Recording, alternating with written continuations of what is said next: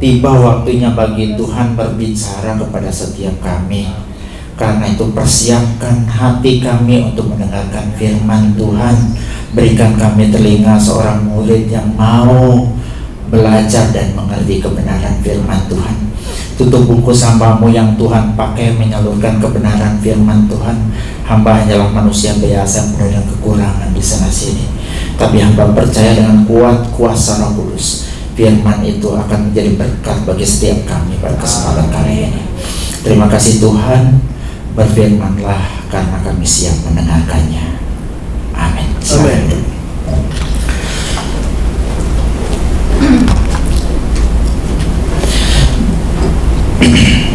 Bapak Ibu, sebenarnya ini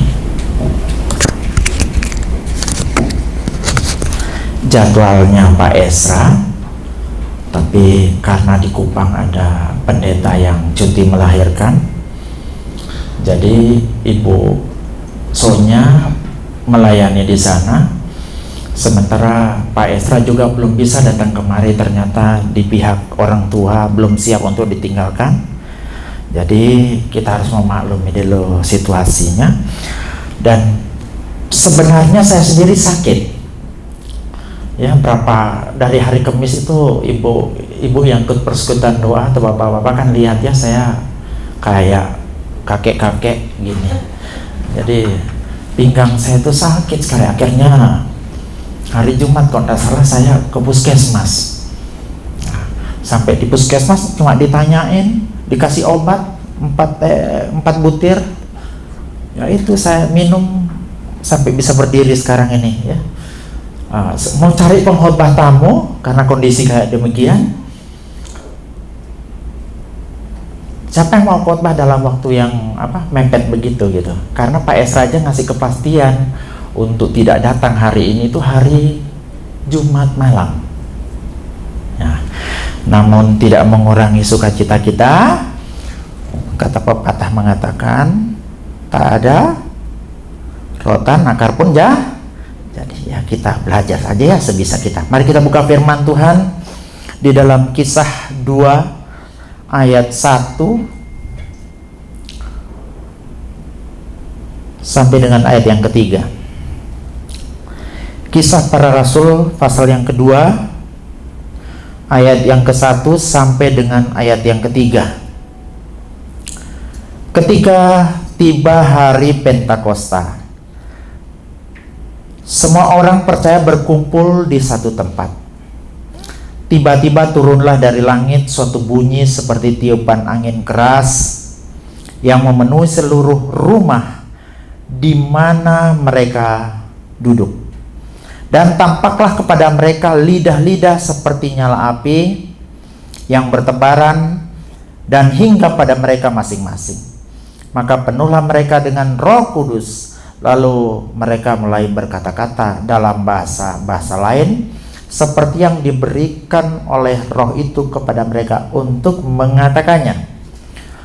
Lukas 24 ayat 49. Dan aku akan mengirim kepadamu apa yang dijanjikan Bapakku, tetapi kamu harus tinggal di dalam kota ini sampai kamu diperlengkapi dengan kekuasaan dari tempat tinggi. Dalam terjemahan MILT Lukas 24 ayat 49, dan lihatlah aku mengirimkan janji Bapakku kepadamu, tetapi tinggallah di kota Yerusalem sampai kamu diperlengkapi kuasa dari tempat tinggi.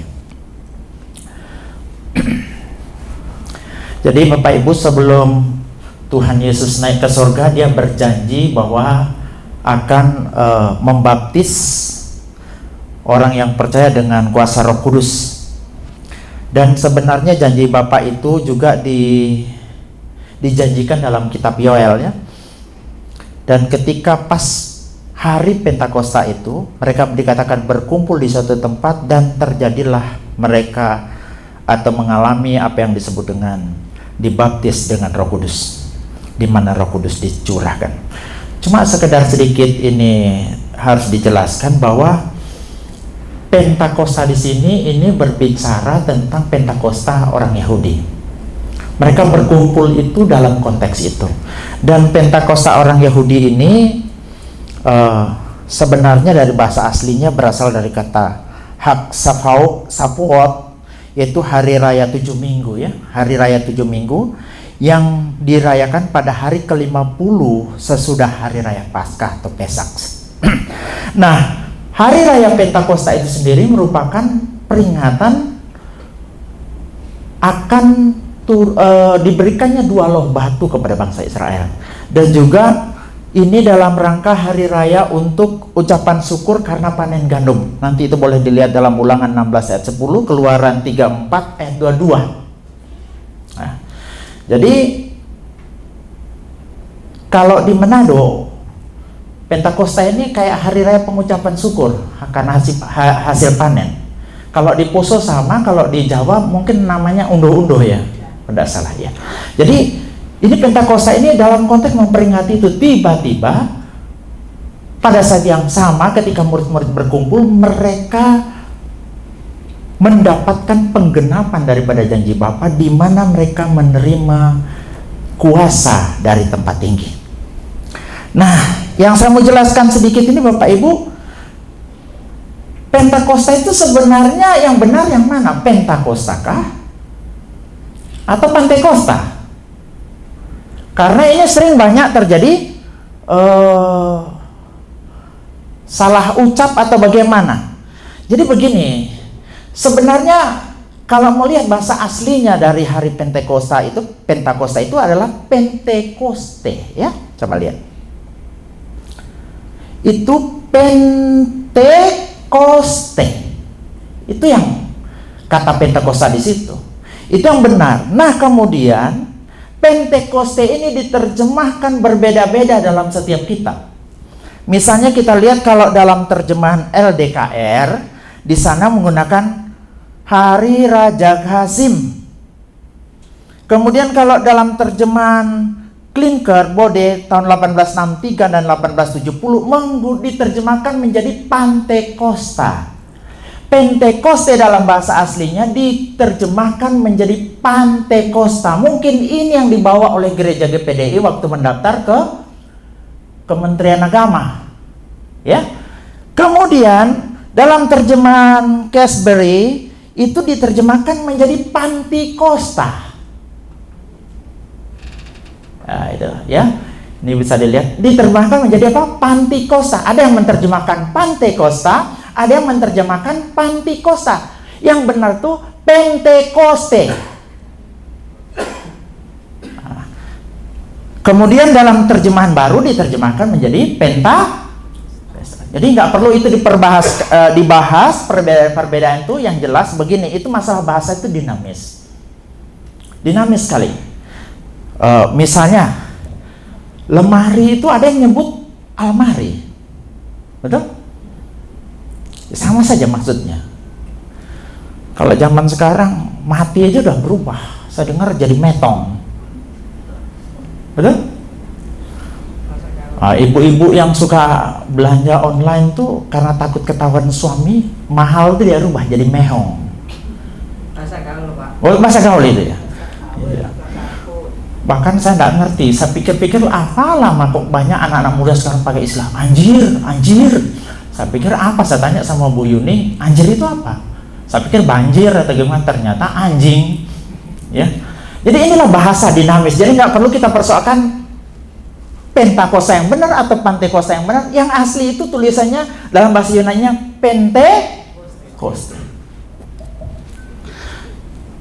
Nah, waktu pada peristiwa Pentakosta tersebut, Bapak Ibu, saya tidak akan berbicara tentang kepenuhan Roh Kudus. Saya tidak akan mengaitkan itu dengan bahasa roh yang terjadi pada waktu itu. Tapi kita akan melihat sisi lain, karena yang membahas bagian itu sudah banyak banget. Yaitu apa sih pentingnya kita diperlengkapi dengan kuasa dari tempat tinggi? Apa sih pentingnya, urgennya, manfaatnya kita kok harus diperlengkapi dari kuasa, diperlengkapi dengan kuasa dari tempat tinggi? Itu yang kita akan bahas pada kesempatan kali ini. Yang pertama itu Bapak Ibu coba kita buka di dalam Lukas 24 ayat 49. Alasannya itu yang pertama karena musuh kita banyak dan tangguh. Coba kita lihat dalam Lukas 24 ayat 49. Dan aku akan mengirim kepadamu apa yang dijanjikan Bapakku, tetapi kamu harus tinggal di dalam kota ini sampai diperlengkapi. Itu saya kasih warna merah, diperlengkapi itu bahasa Yunaninya itu enduo, ya. Diperlengkapi di enduo dengan kekuasaan dari tempat tinggi. Kalau Bapak lihat itu yang saya catat di bawahnya itu, kata enduo itu kadang diterjemahkan mengenakan, terkadang diterjemahkan berbaju sirahkan. Itu semua ada ayat-ayatnya di situ. Kadang diterjemahkan berpakaian. Seolah-olah kata memperlengkapi ini mempunyai makna kita dikenakan baju, dipakaikan baju. Jadi Roh Kudus itu seperti baju yang dipasangkan kepada kita. Itu yang disampaikan di situ dengan kata enduo. Ini saya berikan bukti-bukti, misalnya kata enduo itu mengenakan, misalnya dalam Roma 13 ayat 12. Dalam 1 Korintus 15 ayat 53 itu enduo juga itu mengenakan. Dalam Wahyu 1 ayat 13 enduo itu berpakaian. Dalam Wahyu 15 ayat yang ke-6 enduo itu berpakaian. Ya, nanti bisa dicari sendiri kalau Bapak Ibu ragu dengan hal itu. Jadi seolah-olah mau disampaikan dalam ayat itu, tanpa kuasa dari tempat tinggi kita itu seperti tidak punya baju. Tanpa kuasa dari tempat tinggi kita itu telanjang dan mudah sekali diserang. Tanpa Roh Kudus kita tidak punya perlindungan. Makanya dikatakan tadi, pentingnya kuasa dari tempat tinggi itu adalah supaya, karena musuh kita itu banyak dan tangguh. Kenapa saya bilang banyak? Bapak Ibu, Alkitab mencatat musuh kita itu banyaknya luar biasa. Musuh yang pertama itu ada musuh yang di sekeliling kita, ya. Di sekeliling kita, yaitu dunia.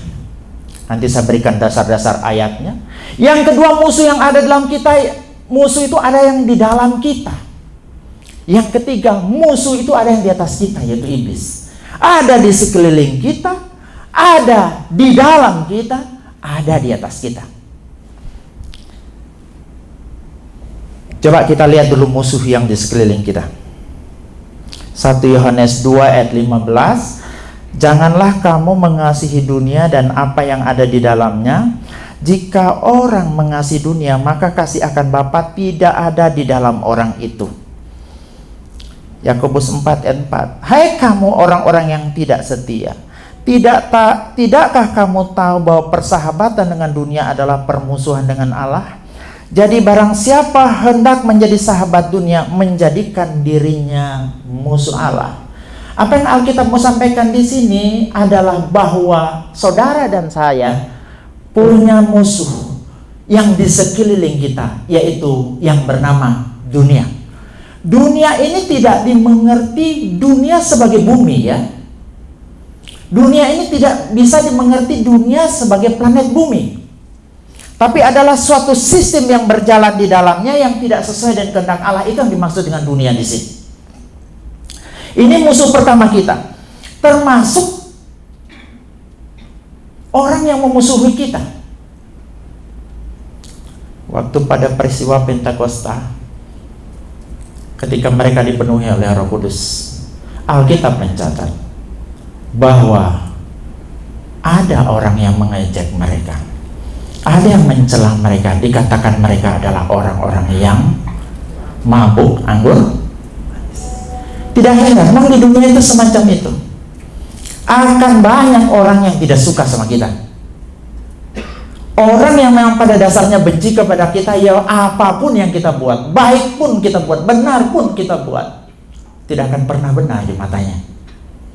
Ya, jadi itu salah satu dari musuh di sekeliling kita.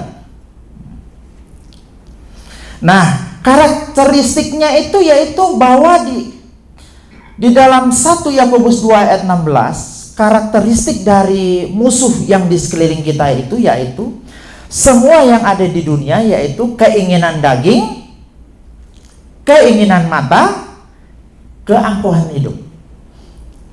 Kenapa saya hubungkan dengan hal itu? Maksudnya begini, engkau kalau tidak punya Roh Kudus, tidak punya kuasa dari tempat tinggi, engkau tidak akan mampu mengalahkan musuhmu yang ada di sekelilingmu, yaitu dunia, yang berkaitan dengan keinginan matamu, keinginan daging, dan keangkuhan. Dengan kata lain, keinginan mata, keinginan daging, keangkuhan hidup itu hanya bisa dimenangkan kalau engkau punya kuasa dari tempat tinggi. Bapak Ibu, nanti kalau berbicara keinginan daging itu apa, itu tentunya akan dibahas lebih lanjut, tapi saya singgung sedikit di sini. Keinginan daging itu adalah segala nafsu yang ada dalam diri kita ketika kita melihat sesuatu di luar, misalnya nafsu seksual di luar pernikahan dan di luar hubungan seksual yang wajar. Keinginan mata menginginkan sesuatu yang bukan miliknya. Keangkuhan hidup berbicara tentang kebanggaan terhadap segala yang dipakai, yang dipunya, dan segala pencapaian. Yang kedua, kita punya musuh tadi di sekeliling kita, yaitu dunia. Yang kedua, kita punya musuh di dalam kita. Nah, ini pengalaman Paulus. Paulus bilang begini dalam kitab Roma, ya. Sebab aku tahu bahwa di dalam aku, yaitu di dalam aku sebagai manusia, tidak ada sesuatu yang baik. Sebab kehendak memang ada dalam aku, tetapi bukan hal berbuat baik, berbuat apa yang baik, tetapi di dalam anggota tubuhku aku melihat hukum lain yang berjuang melawan hukum akal budiku dan membuat aku menjadi tawanan hukum dosa yang ada di dalam anggota tubuhku. Yang Paulus mau sampaikan di sini apa? Dia semacam sadar dirinya itu ingin yang baik, tapi outputnya itu bukan yang baik yang dia dapati, tapi malah yang tidak baik. Dia mulai bertanya, apa yang terjadi dengan diri saya? Kemudian dia sadar di dalam dirinya ada semacam hukum lain yang berjuang melawan keinginannya untuk menjadi baik. Hukum ini Paulus sebut dengan hukum dosa. Nah, dalam perjanjian lama ada satu istilah yang sering digunakan oleh orang Ibrani, namanya Yetzer hara. Ya, Yetzer hara ini kemudian ada yang menganggapnya sama dengan sifat dosa, ada juga teolog yang menganggap ini berbeda. Terserah di mana posisi kita. Yang saya mau sampaikan bahwa di dalam diri kita ada semacam sifat dosa yang membuat kecondongan kita melakukan hal-hal yang tidak sesuai dengan apa yang kita mau. Inilah yang disebut dengan sifat dosa. Paulus sadar dirinya itu gagal untuk berbuat baik karena ada musuh dalam dirinya. Musuh di dalam dirinya itu namanya sifat dosa.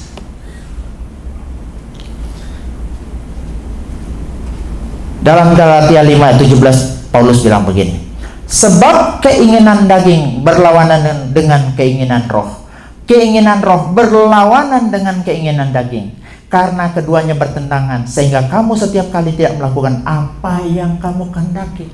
Apa yang Paulus mau sampaikan di sini?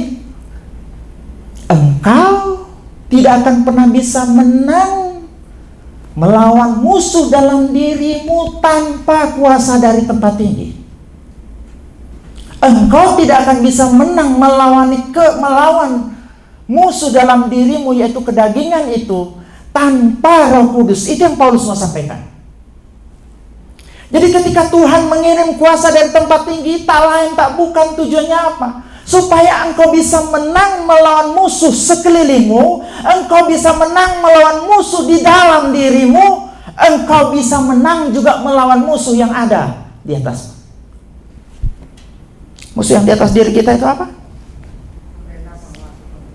Iya, sebab peperangan kita bukan melawan darah dan iblis. Iblis lawan kita. Coba kita lihat sekarang iblis itu bagaimana hebatnya dia. Iblis itu pinter cari kesempatan. Coba kita lihat dalam 1 Petrus 5 ayat 8. Sadarlah dan berjaga-jagalah. Lawan musuh iblis berjalan keliling sama seperti singa yang mengaum-ngaum dan mencari orang yang dapat ditelannya. Rajin dia keliling. Yang kedua, Lukas 4 ayat 13. Sesudah iblis mengakhiri semua pencobaan itu, ia mundur daripadanya dan menunggu waktu yang baik. Dia berusaha mencobai Tuhan Yesus. Tapi dicatat di sini, ketika dia gagal mencobai Tuhan Yesus, dia mundur. Bukan karena menyerah, tapi karena cari waktu yang tepat. Artinya apa? Iblis itu, saudara, rajinnya luar biasa cari peluang. Iblis itu tidak gampang menyerah orangnya. Dia akan cari waktu yang tepat untuk bisa mengetahui atau menjatuhkan manusia. Contohnya ketika Adam Hawa dicobai, dia tunggunya Hawa sendirian. Karena dalam konteks hubungan Adam dan Hawa, Hawa adalah titik terlemah. Makanya dia cari titik terlemah. Bukan karena Hawa perempuan, tapi karena Hawa tidak berhubungan langsung dengan perintah yang Tuhan berikan. Yang kedua, iblis itu makhluk roh. Jadi dia tidak bersifat jasmani. Kecepatannya bisa luar biasa. Dia tidak dibatasi oleh dimensi ruang dan waktu.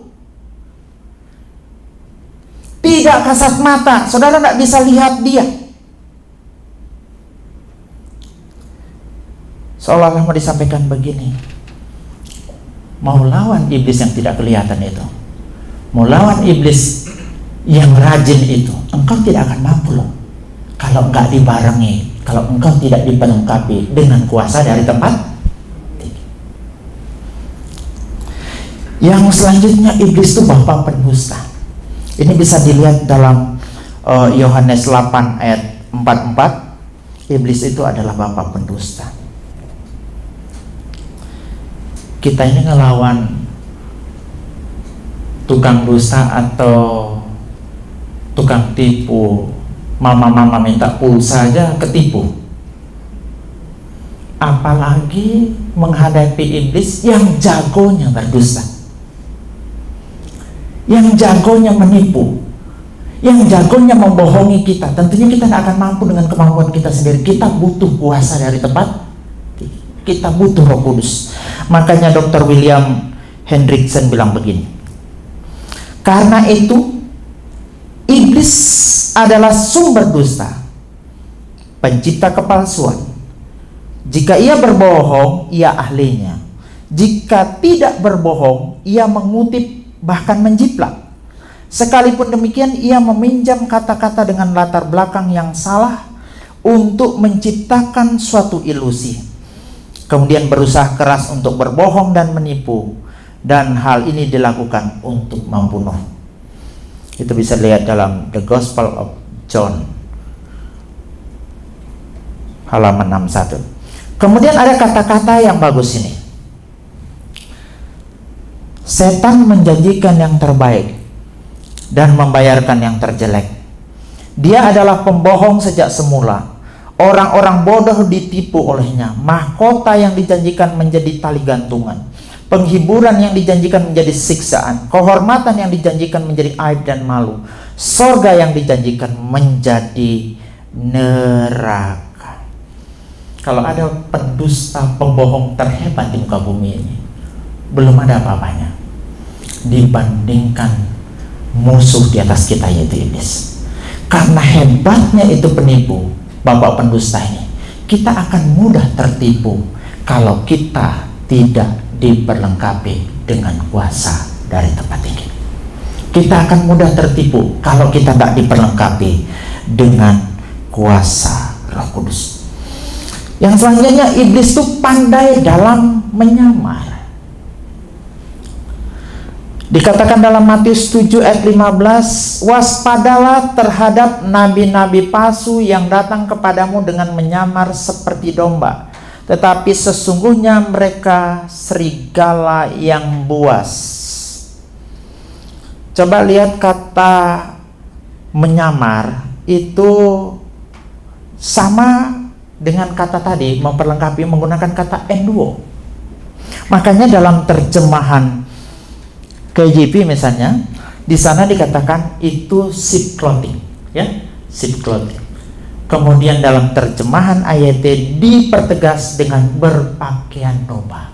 Nabi-nabi palsu ini menyamar seperti domba, menyamar dengan berpakaian domba. Itu terjemahan yang paling tepat. Nah, pertanyaannya apa hubungannya dengan iblis? Pasti ada yang protes, apa hubungannya dengan iblis? Tapi jangan lupa bahwa semua pekerjaan pemalsuan, pekerjaan pendurhakaan adalah pekerjaan iblis. Itu bisa dilihat dalam 2 Tesalonika 2 ayat 9. Kedatangan si pendurhaka itu adalah pekerjaan iblis dan akan disertai rupa-rupa perbuatan ajaib, tanda-tanda dan mujizat-mujizat, Pak. Jadi iblis ini luar biasa jagonya nyamar, ya. Bahkan dia menyamar seperti Yesus loh. 1 Petrus 5 ayat 8. Sadarlah dan berjaga-jagalah, lawanmu si iblis berjalan keliling sama seperti singa yang mengaum-aum. Kata seperti di situ saya garis bawahi. Singa yang asli siapa? Yesus. Singa Yehuda. Menurut Wahyu 5 ayat 5, singa Yehuda yang asli itu adalah Yesus. Tapi singa di sini dia berjalan keliling ke sana seperti singa yang mengaum-ngaum. Singa atau dia? Tidak dia. Iblis ini singa atau bukan? Bukan, karena dia ada kata seperti di situ. Dia meniru pekerjaan Kristus. Memang jago betul nyamarnya. Jadi di situ iblis berpura-pura seperti singa. Bahkan dikatakan dalam 2 Korintus 11 ayat 14, dia menyamar seperti malaikat terang. Iblis yang di lawan yang di atas kita itu iblis. Itu punya kemampuan menyamar yang begitu hebat. Karena kemampuannya semacam hebat semacam itu, kita kita perlu diperlengkapi dengan kuasa dari tempat tinggi. Kalau tidak, pasti kita ketipu.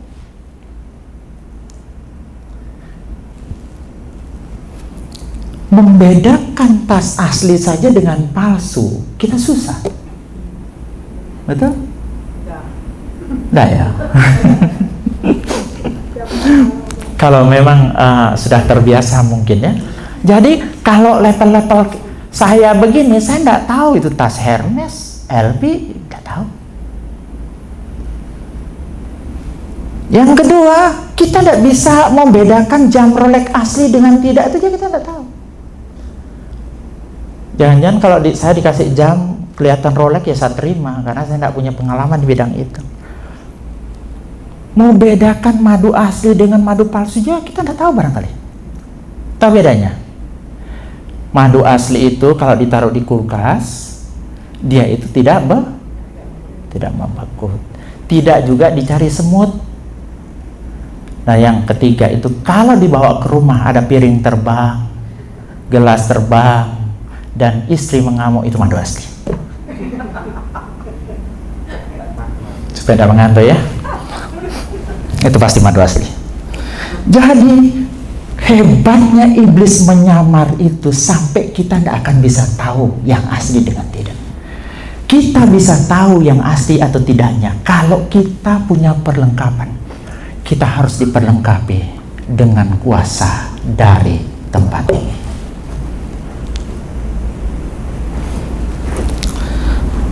Kesimpulannya, musuh kita banyak. Ada yang di sekeliling kita, ada yang di dalam kita, ada yang di atas kita. Musuh kita tangguh karena tidak kasat mata, pakarnya berdusta, senior banyak pengalaman. Makanya dalam Alkitab dikatakan bahwa iblis itu si ular tua. Itu menggambarkan bahwa dia senior dan banyak pengalaman, licik, pandai menyamar, dan pandai mencari kesempatan. Kalau tanpa engkau dipakaikan Roh Kudus, diperlengkapi dengan Roh Kudus, engkau diperlengkapi dengan kuasa dari tempat tinggi, kau takkan pernah menang melawan peperangan dengan kuasa-kuasa kejahatan ini. kuasa-kuasa kegelapan dan segala musuh yang ada dalam hidup kita. Nah, makanya Bapak Ibu, meskipun lawan kita itu tangguh dan hebat, tapi jangan berkecil hati.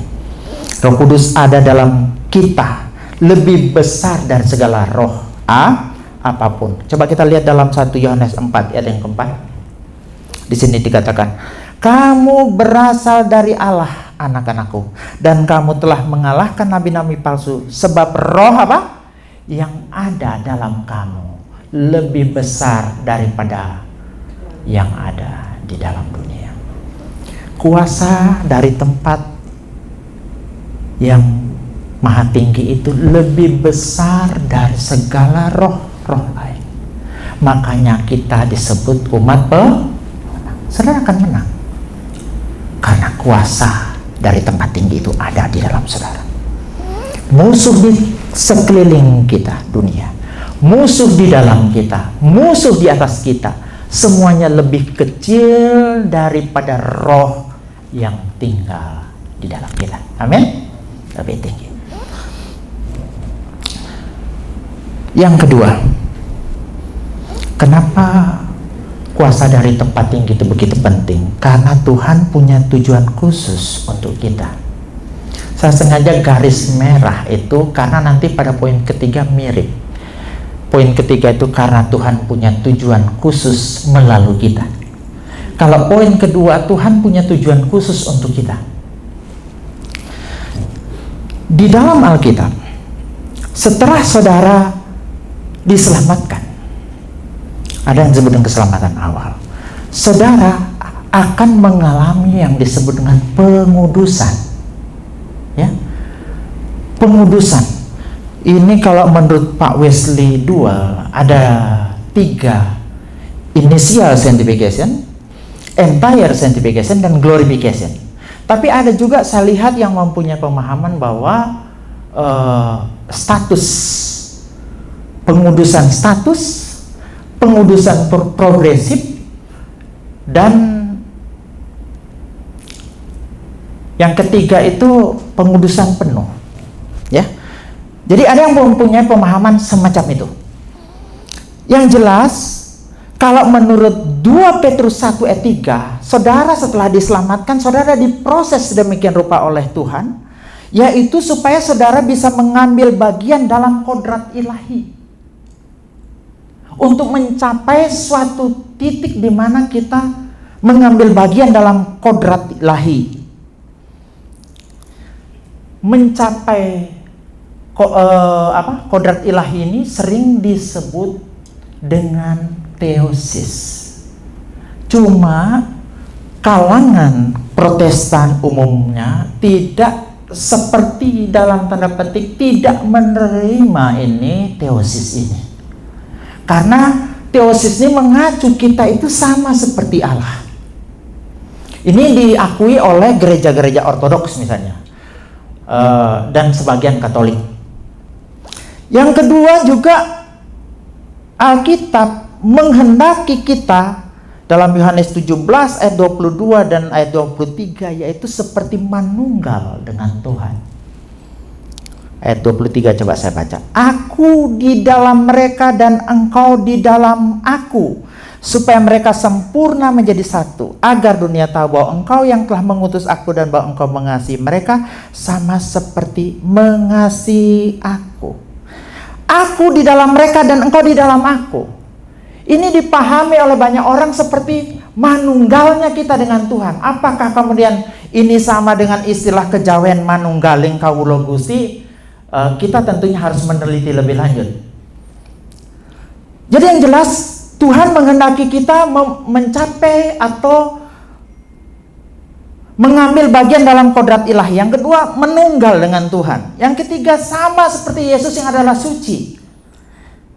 Dikatakan dalam 1 Yohanes 3:2 misalnya, kita akan menjadi sama seperti Dia. Sama seperti Dia yang adalah suci. Itu bisa dilihat dalam 1 Yohanes 3:2 dan ayat yang ketiga. Kita juga diharapkan serupa dengan gambaran anaknya. Coba kita lihat dalam Roma 8 ayat 29, menjadi serupa dengan gambaran anaknya. Galatia 4 ayat 19, sampai rupa Kristus menjadi nyata di dalam kamu. Jadi ada target yang harus dicapai setelah kita diselamatkan. Yang kedua, kedewasaan penuh atau sempurna. Efesus 4:13, Matius 5 ayat 48 katakan begini, karena itu hendaklah kamu sempurna sama seperti Bapamu di surga adalah sempurna.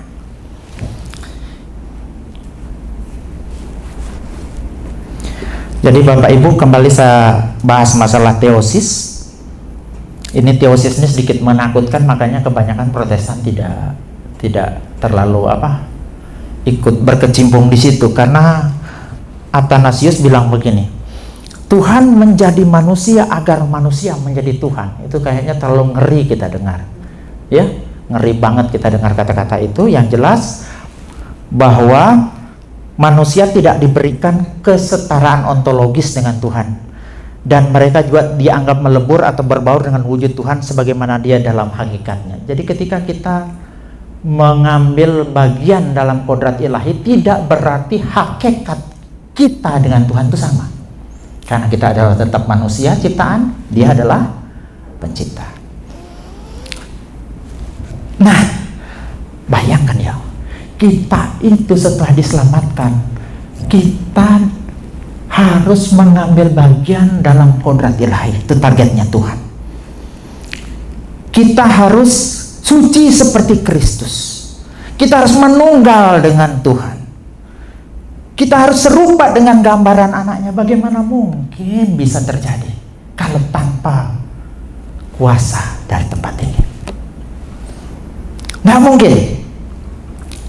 Coba kita lihat bagaimana Tuhan bekerja, kuasa dari tempat yang itu bekerja. Filipi 2 ayat 13. Karena Allah lah yang mengerjakan di dalam kamu baik kemauan maupun pekerjaan menurut kerelaannya. Artinya apa? Kuasa dari tempat tinggi itu membantu kita, membuat kita bisa mencapai kodrat ilahi tersebut, bisa mencapai kekudusan yang sesuai dengan kehendak Tuhan. Cuma nanti dikata kekudusan ini bukan berarti tanpa dosa lah ya, atau masih misalnya betul-betul ini dalam progres, dalam proses. Bapak Ibu, cara dia kerja di dalam kita, cara dia kerja setelah di dalam kita, dia memberi buah. Roh Kudus tadi itu memberi buah, makanya segala hal-hal baik yang keluar dari diri kita disebut buah-buah roh, karena dia yang kerja dalam diri kita. Ada berapa buah-buah roh? Kasih, sukacita, panjang sabar, dan seterusnya. Kasih, sukacita, damai sejahtera, kesabaran, kemurahan, kebaikan, kesetiaan, kelemah lembutan, penguasaan diri. Itu buah-buah roh. Saya beri contoh suatu ini yang saya temukan hasil diskusi dengan Bu Dokter. Saya ini banyak dapat ide-ide kalau sudah ditelepon. Kadang Bu Dokter, kadang Bu Early, kadang Bu Edi, kadang Oma, atau Pak Rudi, nelpon nanya-nanya gitu, kemudian ada diskusi yang berkembang. Cara Tuhan bekerja di dalam diri kita, Roh Kudus itu akan memproses kita. Pertama, dia proses, dia benahi semua kekurangan dalam diri kita. Hal-hal yang tidak berkenan kepadanya diprosesnya, seperti pohon kalau dia ada ranting-ranting yang membuat kita tidak mau bertumbuh dan berbuah, dibersihkannya. Segala kekurangan kita diperbaikinya. Kalau saya gambarkan kita seperti bejana itu diprosesnya supaya tambah hari tambah bagus. Kalau kita adalah pohon itu akan dirawatnya sehingga menghasilkan buah. Dia benahi kekurangan-kekurangan kita. Tapi yang kedua, ada cara yang unik. Dia jinakkan kelebihan kita.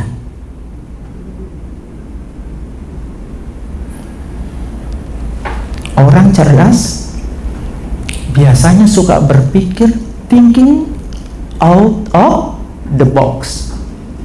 Betul nggak?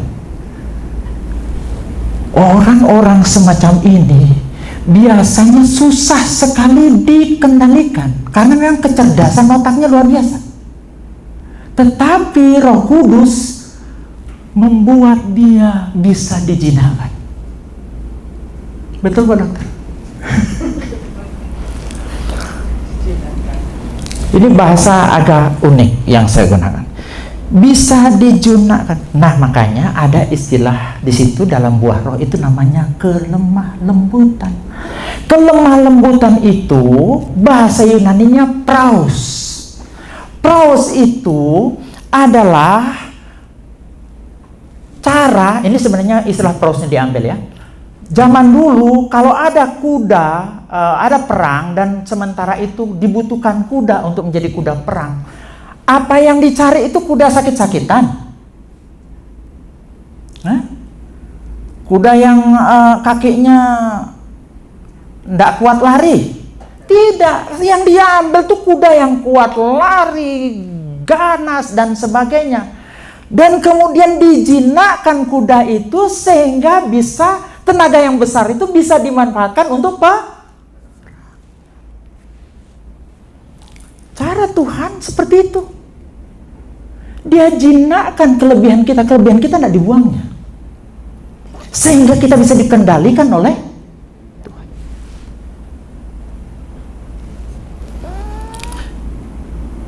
Bahkan Bapak Ibu, kata praus itu ya, ini dalam bahasa Yunani ada istilah yang bagus.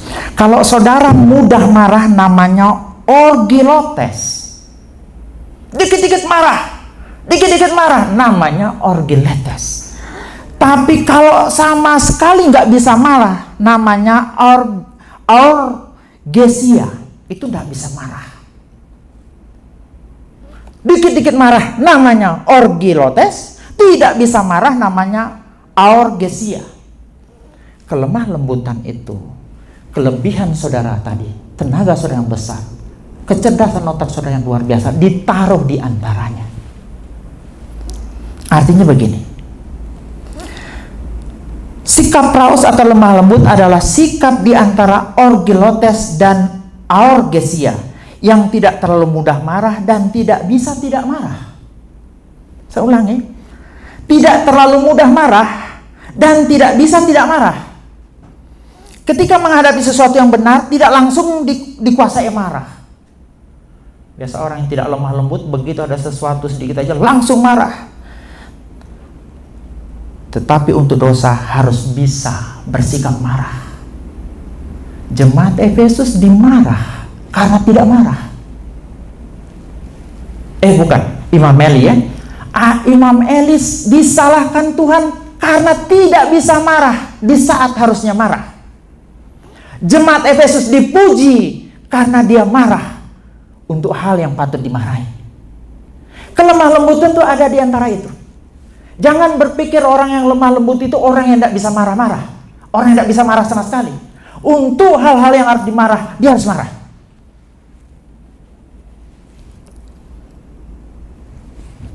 Dengan kata lain, orang yang lemah lembut adalah orang yang marah pada waktu yang tepat dan tidak marah pada waktu yang salah, atau kemampuan untuk menguasai amarah. Jadi dengan kata lain, kekuatan yang dimiliki tidak lagi bersifat merusak, tapi diletakkan di bawah kehendak Allah.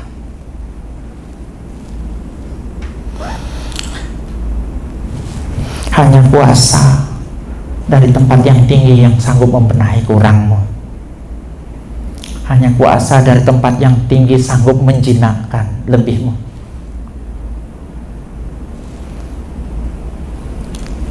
Dia bekerja di dalammu agar Kristus nyata dalam hidupmu, agar engkau serupa dengan Kristus dan dapat mengambil bagian dalam kodrat ilahi.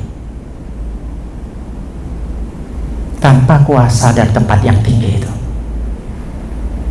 kita tidak akan pernah bisa seperti yang Tuhan mau, mengambil bagian dalam kodrat ilahi, memiliki gambaran yang sama dengan anaknya, suci dan sempurna sama seperti Dia suci dan sempurna adanya. Yang ketiga,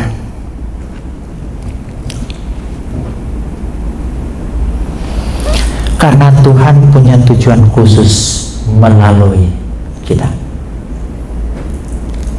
Pertama tadi, karena musuh kita banyak dan tangguh, makanya dikirim, kita diperlengkapi dengan kuasa dari tempat yang tertinggi. Yang kedua, karena Tuhan punya tujuan untuk kita, supaya kita sempurna sama seperti Dia sempurna. Kita mengambil bagian dalam kodrat ilahi, kita mencapai gambar yang sama dengan gambar anak. Yang ketiga, karena Tuhan punya tujuan khusus melalui kita. Kita buka di dalam Matius 5 ayat 13 sampai 14. Di sana dikatakan bahwa kita itu adalah garam, kita adalah terang dunia. Kalau mau bahasa sederhana dikatakan di sini, sebenarnya kita disuruh menjadi berkat bagi orang lain. Tuhan mau melalui kita ini jadi berkat bagi orang lain. Bahasa sederhananya sekali itu. Yang kedua, Tuhan mau kita itu menjadi saksinya. Ini yang kita bahas dalam Kisah 1 ayat 8 yang kemarin. Yang ketiga, Tuhan memberi tugas juga penginjilan dan pemuridan dalam Matius 28 ayat 19. Karena itu pergilah, jadikanlah semua bangsa muridku, dan baptislah mereka dalam nama Bapa, Anak, dan Roh Kudus, dan ajarlah. Kata ajar itu didasko. Dari kata didasko inilah muncul istilah pendidikan dalam bahasa Indonesia. Nah, tugas yang begitu berat tadi, menjadi berkat, menjadi saksi, menginjili dan memuridkan, itu bukan tugas yang gampang. Kalau saya pinjam judul film Inggris, itu namanya Mission Impossible. Kenapa saya bilang Mission Impossible?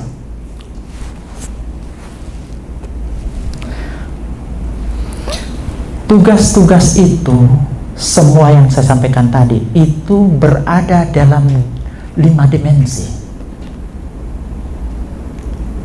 Kenapa berada dalam 5 dimensi? Kita ini ada hidup di dalam dimensi ruang, itu 3 dimensi: panjang, lebar, tinggi.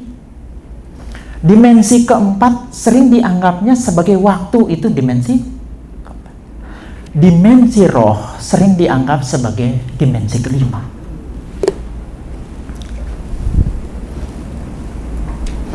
Jadi tidak gampang melakukan suatu tugas yang berada pada 5 dimensi semacam ini. Saya beri contoh.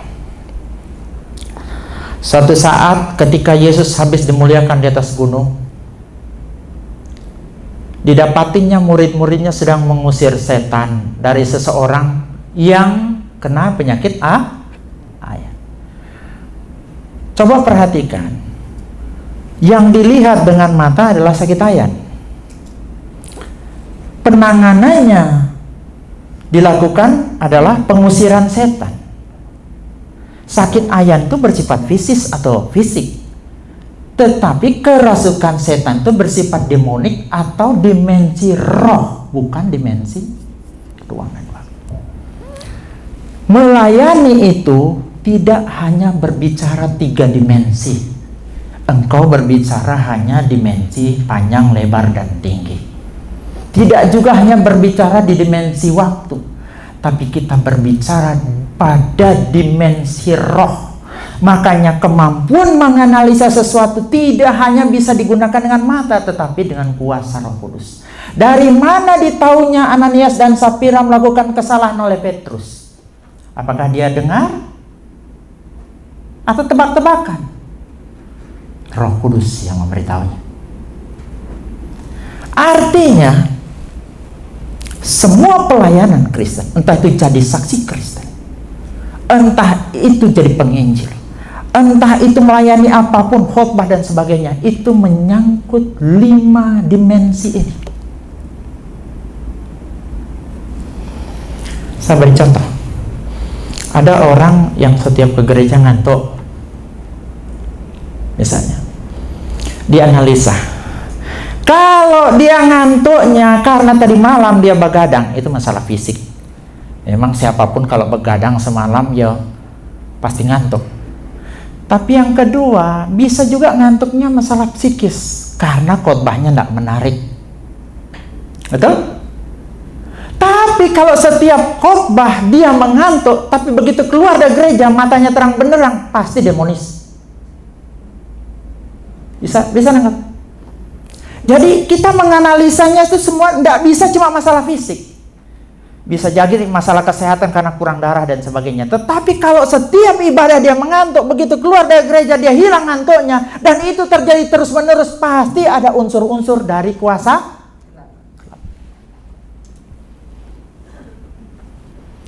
Pelayanan gerejawi itu menyangkut 5 dimensi itu. Saya berikan bukti lagi. Kalau si Pak Pontius Takaliuang katanya bilang begini, orang yang kalau ke gereja tuh ngantuk terus baru sampai saja dia langsung ngantuk, matanya katanya ditutup setan. Tahu benar dan tidaknya dia yang bilang ya, karena dia pakarnya okultisme. Kemudian saya berikan bukti kedua bahwa pelayanan Kristen itu mission impossible kalau kita tanpa didukung dari kuasa dari tempat yang maha tinggi. Paulus 2 Korintus 10 ayat yang keempat.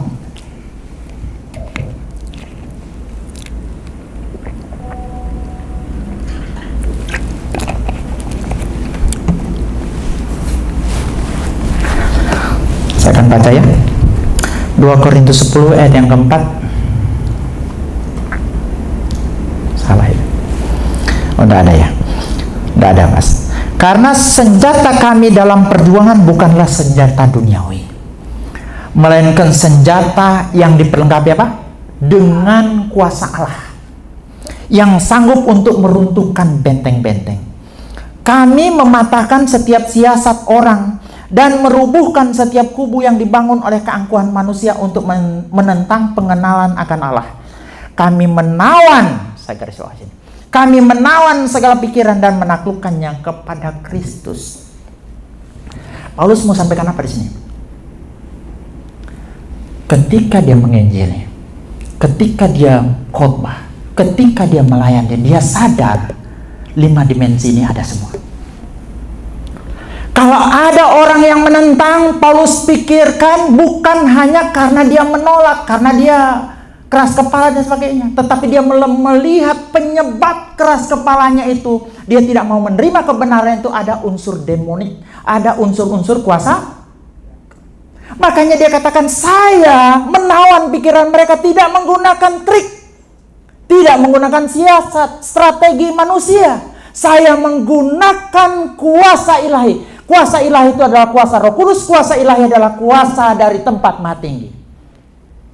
Engkau boleh khotbah mahir dalam hermeneutika, homiletika, tanpa dibarengi kuasa dari tempat tinggi. Khotbah enak didengar, bagus, tetapi tidak akan membawa perubahan, karena perubahan itu adalah hasil dari kuasa dari tempat maha tinggi itu mengobrak-abrik, ya, membongkar segala otak-otak atau pikiran-pikiran yang ditawan oleh iblis sebelumnya. Sekarang ditawan oleh kuasa Kristus, kuasa Roh Kudus, untuk bisa menerima kebenaran. Belajar hermeneutika bagus. Pakai strategi pasang baliho besar-besar untuk sebuah gereja yang maju, boleh. Tapi tidak punya kuasa kalau tidak disertai dengan kuasa dari tempat tinggi. Makanya ada 2 ekstrim. Ada orang begitu rajin, ini sekolah-sekolah teologianya ada beda macam-macam. Ada yang begitu rajin cuma berdoa tapi tidak mau belajar. Tidak mau dia apa itu hermeneutika, tidak mau tahu dia apa itu homiletika.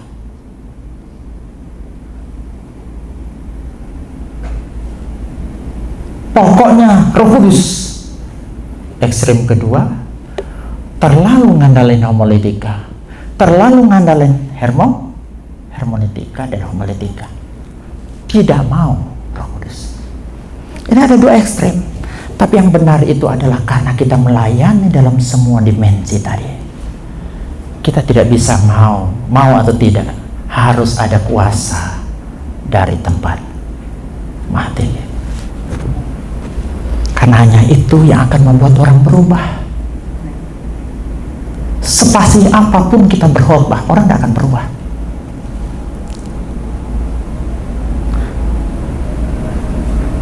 Sesuai apapun penafsirannya, tidak akan merubah orang tanpa kuasa itu. Ini karena urusan roh. Hanya roh juga yang mampu menyelesaikan masalah itu.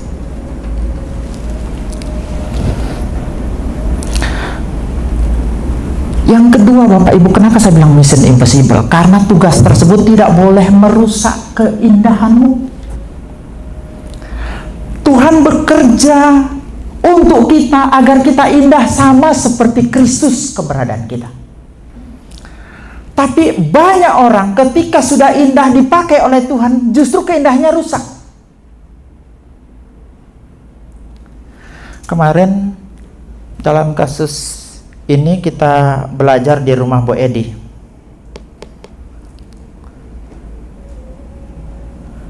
Tentang Paulus.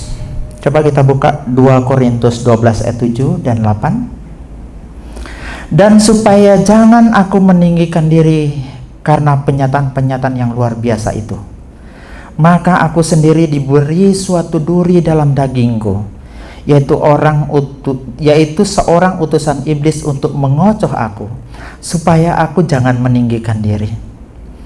Tentang hal itu aku sudah 3 kali berseru kepada Tuhan, supaya utusan iblis itu undur daripadaku. Tetapi jawab Tuhan, cukuplah kasih karuniaku bagimu, sebab justru dalam kelemahan kuasaku menjadi sempurna. Sebab itu terlebih suka aku bermegah atas kelemahanku, supaya kuasa Kristus turun menaungi aku. Ayat yang ke-10. Karena itu aku senang dan rela di dalam kelemahan, di dalam siksaan, di dalam kesukaran, di dalam penganiayaan, dan kesesakan oleh karena Kristus. Sebab jika aku lemah, maka aku kuat. Ceritanya begini. Paulus itu dalam konteksnya dia menceritakan bagaimana dia punya pengalaman. Dia mendapat sebuah penglihatan di mana ada orang diangkat ke surga. Sebenarnya ini merujuk kepada Paulus sendiri yang naik ke surga. Memang gaya penulisan Paulus semacam itu. Jadi dia punya pengalaman rohani yang begitu luar biasa. Dia punya kemampuan-kemampuan khusus dalam pelayanan yang luar biasa. Orang mati bangkit, orang sakit sembuh, banyak mujizat yang dilakukan oleh Paulus. Kehebatan yang luar biasa itu ternyata terganjal oleh satu hal, yaitu duri dalam daging. Duri dalam daging ini ternyata sengaja dibiarkan oleh Tuhan. Doanya Paulus nggak pernah dijawab. Padahal kalau dia mendoakan orang sakit biasanya sembuh, tapi mendoakan dirinya tidak terjadi apa-apa. Dikatakan duri dalam daging di sini, Bapak Ibu, ada 3 ya. Untuk kita supaya kita memahami dulu. Duri dalam daging itu yang pertama itu di Alkitab menggunakan kata akanta. Akanta ini adalah duri mawar atau kaktus. Nah, duri yang dilingkarkan di kepala Yesus namanya akanta. Ya. Yang kedua, duri yang kedua itu tribolos. Itu duri dari putri malu. Pernah lihat putri malu? Kalau dipegang malu dia, langsung. Itu halus-halus durinya. Duri yang ketiga itu skolop. Yang Paulus gunakan di sini itu adalah skolop. Durinya itu begitu besar. Kalau Bapak Ibu pernah lihat kayu kelapa, kalau kita pegang begini biasa dia keluar semacam apa ya, kayak duri besar begitu dan mengenai kita. Ini namanya skolop. Jadi skolop itu adalah duri dari sebatang kayu yang begitu besar dan kalau masuk di daging begitu menyakitkan. Jadi Paulus ini dibiarkan skolop duri yang begitu besar dan sangat menyakitkan yang ada di dalam tubuhnya, yang sering dia sebut dengan duri dalam daging. Ada yang menafsirkan ini sakit penyakit Paulus. Ada yang menafsirkan ini sebagai penderitaan Paulus. Ada yang menafsirkan ini sebagai masalah-masalah dari Paulus, misalnya seperti gagapnya. Karena Paulus itu, kalau saya gambarkan badannya, dia agak pendek, kepalanya botak, kakinya bengkok. Kalau ngomong gagap. Makanya jangan heran ketika dia khotbah, karena penyampaiannya mungkin kurang menarik, beda dengan Apolos yang ganteng dan fasih kalau berbicara. Paulus ini kalau khotbah kurang menarik, makanya Eutikus tertidur waktu ketika dia khotbah. Apakah itu duri dalam dagingnya? Yang jelas Alkitab katakan bahwa duri dalam daging itu adalah alat yang dipakai oleh Tuhan untuk menahan kesombongan Paulus. Kalau tidak ada itu, bukan main luar biasa sombongnya Paulus. Lebih baik engkau tidak dipakainya daripada pada akhirnya engkau menjadi pribadi yang sombong.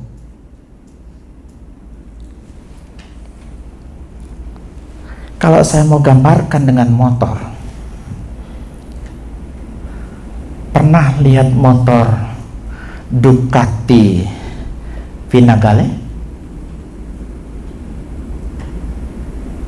Pernah lihat motor Kawasaki H2? Belum.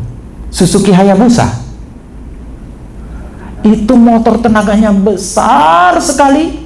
Kemudian karena motor itu tenaganya besar, aumannya begitu sombong, suara yang keluar dari knalpotnya begitu arogan, makanya dipasang limiter supaya dia sadar, supaya dia tidak terlalu arogan.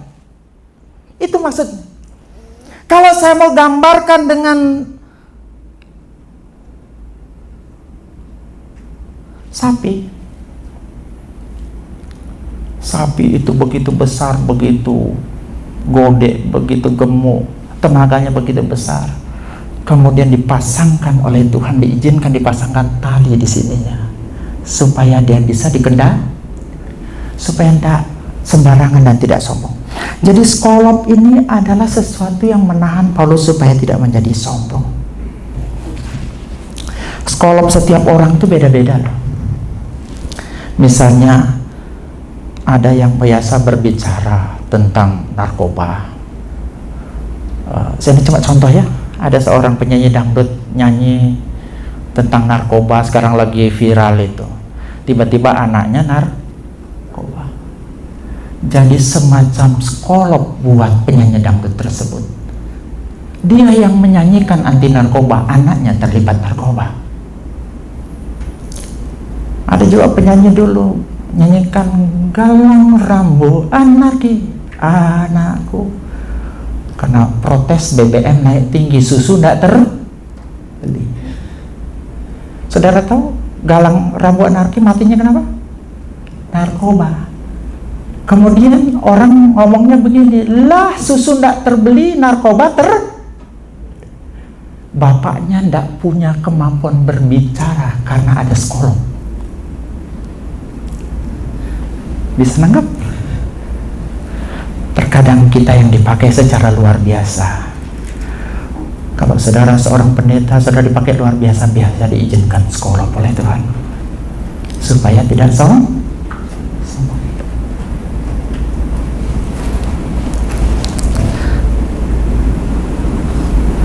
Jadi Bapak Ibu, saudara yang kekasih dalam Tuhan, apapun kelebihan kita, seperti saya katakan tadi, mungkin kita adalah Suzuki Hayabusa, Ducati Panigale yang cc-nya besar, dipaksa berjalan oleh Tuhan di jalan yang kecil dan sempit. Walaupun kita punya potensi yang besar, walaupun kita punya mesin yang besar, intelektual yang tinggi, dimasukkan ke dalam satu tempat agar kita mau berjalan seturut dengan kehendak Tuhan. Artinya apa? Bahwa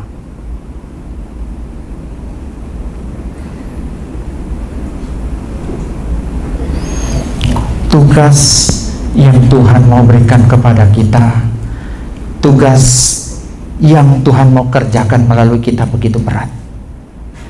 Hanya kuasa dari tempat Maha Tinggi yang akan membuat saudara dan saya mampu menjalankan tugas itu. Tanpanya kita kita tidak akan mampu. Tanpa kuasa itu kita tidak akan pernah bisa bekerja.